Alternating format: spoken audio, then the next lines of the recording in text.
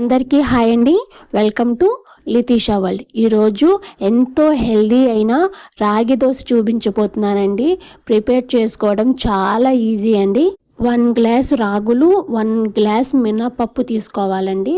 మనం 2 గ్లాసెస్ తీసుకున్నాం కాబట్టి 2 గ్లాస్ ఆఫ్ రైస్ తీసుకోవాలి.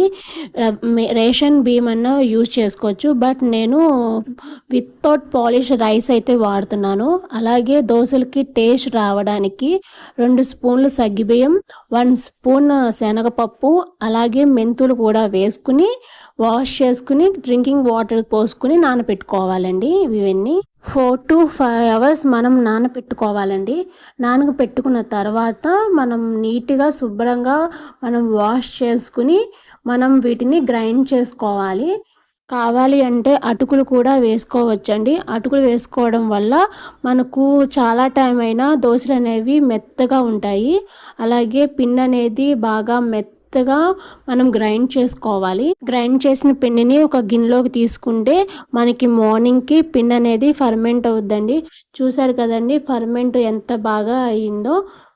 ఇప్పుడు రుచికి తగ్గట్టు సాల్ట్, కొంచెం వాటర్ పోసుకుని పిండి అనేది మనకి దోశలకి సరిపోయేంత కన్సిస్టెన్సీలో కలుపుకుని పక్కన పెట్టుకోవాలండి. రాగుల్లో ఫైబర్ ఉండడం వల్ల మనకి 2 దోసెస్ తిన్నా మనకి ఫిల్లింగ్గా ఉంటుంది.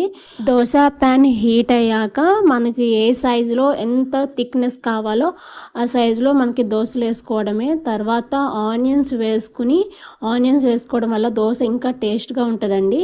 తర్వాత కొంచెం ఆయిల్ వేసుకుని లో ఫ్లేమ్లో మనం దోశ అనేది ఫ్రై చేసుకోవాలండి. చూసారు కదండి ఎంత బాగా ఫ్రై అయ్యిందో. చూసారు కదండి ఎంతో సింపుల్ అయిన హెల్దీ అయిన రాగి దోశ. మీరు కూడా ఇంట్లో ట్రై చేసి ఎలా ఉందో కామెంట్ చేసి చెప్పండి. పల్లీ చట్నీతో అయితే సూపర్గా ఉంటుంది. నా వీడియో మీకు నచ్చినట్టయితే ప్లీజ్ సబ్స్క్రైబ్.